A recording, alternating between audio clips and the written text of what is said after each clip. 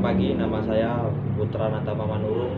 Saya dari kelas PJKRE 2018. Di sini saya akan menjelaskan tentang materi model pengembangan. Tugas ini saya perbuat untuk mata kuliah metodologi penelitian yang diampu oleh Bapak Dr. Samsudin Sregar, SPD MOR. Langsung saja saya akan menjelaskannya. Yang pertama, tujuannya saya membuat tugas ini adalah untuk mengetahui beberapa jenis model pengembangan. Yang kedua, untuk mengetahui kelemahan dan kelebihan dari setiap model pengembangan. Dan yang ketiga, untuk memenuhi tugas pada mata kuliah metodologi penelitian. Manfaatnya adalah memberikan informasi mengenai beberapa jenis model pengembangan. Yang kedua, memberikan informasi mengenai kelebihan dan kelemahan pada setiap model pengembangan. Pengertian penelitian pengembangan. Secara sederhana, penelitian dan pengembangan didefinisikan sebagai metode penelitian yang bertujuan untuk mencari atau menemukan, memperbaiki, mengembangkan, menghasilkan produk, menguji produk, sampai dihasilkannya suatu produk yang terstandarisasi sesuai dengan indikator yang ditetapkan.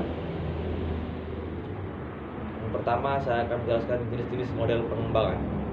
Yang pertama, model pengembangan Bob and Gall. Dari banyak model-model penelitian dan pengembangan yang ada, yang secara khusus mengarahkan penelitian dan pengembangan di bidang pendidikan, khususnya pembelajaran, adalah model R dan D yang dikembangkan oleh Bob and Gall. Model ini dikenal dengan model 10 langkah. Yang pertama, melakukan penelitian pendahuluan. Yang kedua, melakukan perencanaan. Yang ketiga, mengembangkan produk awal. Yang keempat, uji coba lapangan. Yang kelima, melakukan revisi produk utama. Yang keenam, uji coba lapangan utama. Yang ketujuh, melakukan revisi produk secara operasional. Yang kedelapan, uji coba lapangan operasional. Yang kesembilan, melakukan revisi produk akhir. Dan yang terakhir, mendesimasikan produk.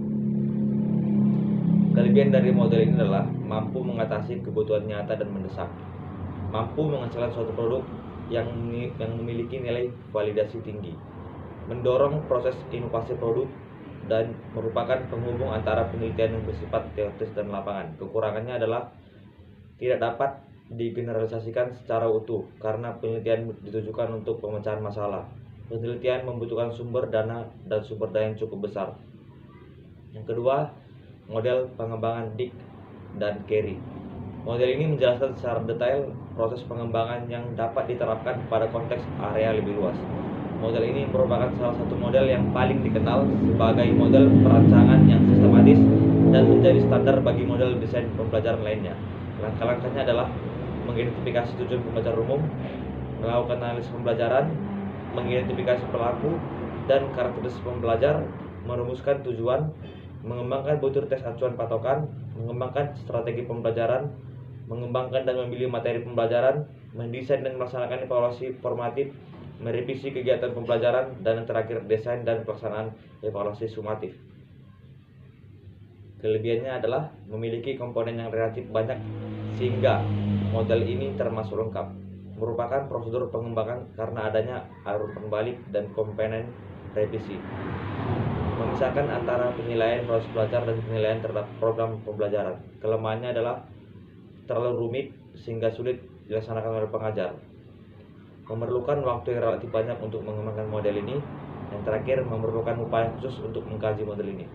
Yang ketiga, model pengembangan Azure.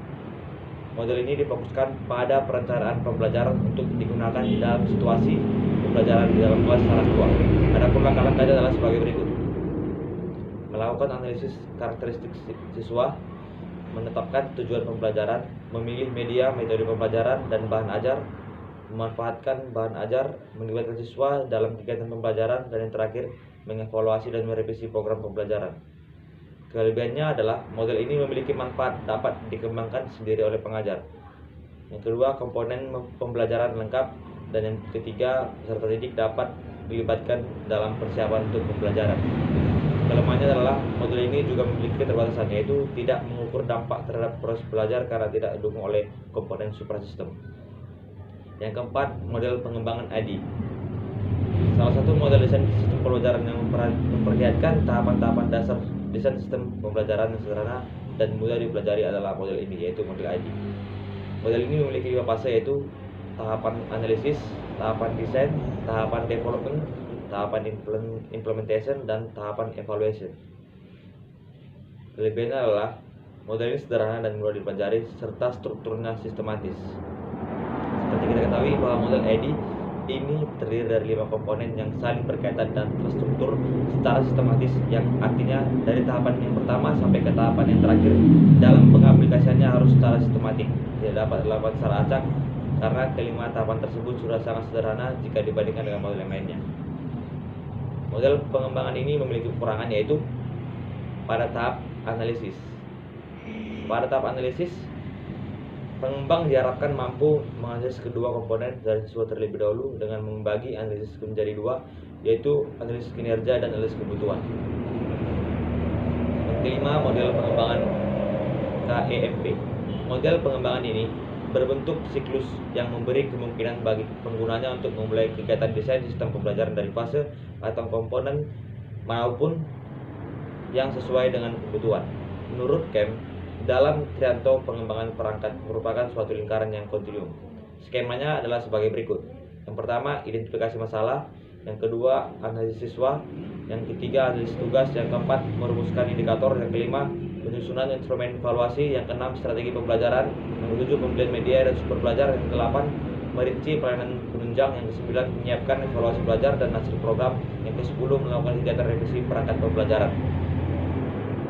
Kelebihan dari model ini adalah melakukan pemantauan terlebih dahulu sebelum menuju ke tahap selanjutnya.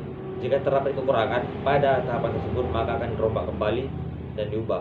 Jika dapat diatasi, barulah dapat melangkah ke tahapan berikutnya. Kekurangan adalah model ini memfokuskan kepada perancangan pembelajaran kelas. Peranan guru mempunyai pengaruh besar terhadap model ini. Yang keenam, model pengembangan 4D. Menurut pengembangan merupakan 4D ini adalah metode untuk menghasilkan produk tertentu atau menyempurnakan produk yang telah ada, serta menguji keefektifan produk tersebut. Tahapannya adalah sebagai berikut: pendefinisian, perancangan, pengembangan, dan penyebarluasan. Adapun kelebihannya adalah terdapat dalam model ini memudahkan peneliti untuk melakukan langkah selanjutnya. Kekurangannya yaitu pada analisis tugas yang sejajar dengan analisis konsep dan tidak ditentukan analisis makalah. Maksud kami analisis manakah yang didahulukan dan itu dilaksanakan. Yang terakhir adalah konsep pengembangan model. Secara umum, model dimaknai sebagai objek atau konsep yang digunakan untuk merepresentasikan suatu hal. Pemahaman model ini mengacu pada definisi yang diungkapkan oleh Mearso bahwa model adalah representasi suatu proses dalam bentuk grafis dan naratif dengan menunjukkan unsur-unsur utama serta strukturnya. Dalam hal ini memungkinkan penafsiran model naratif di dalam bentuk grafis atau sebaliknya. Menurut Mearso, ada berbagai karakteristik model pengembangan instruksional, diantaranya adalah beracuan tujuan, keserasian tujuan, sistematik, dan berpedoman pada evaluasi. Bila diperhatikan kelima model tersebut, maka terdapat istilah-istilah yang berbeda yang mereka gunakan, kemudian terdapat urutan langkah-langkah yang ditempuh juga tidak selalu sama. Ini menunjukkan bahwa proses pengembalian atau proses pengembangan instruksional tidak terdiri atas urutan langkah-langkah yang baku atau yang tidak dapat ditawar lagi.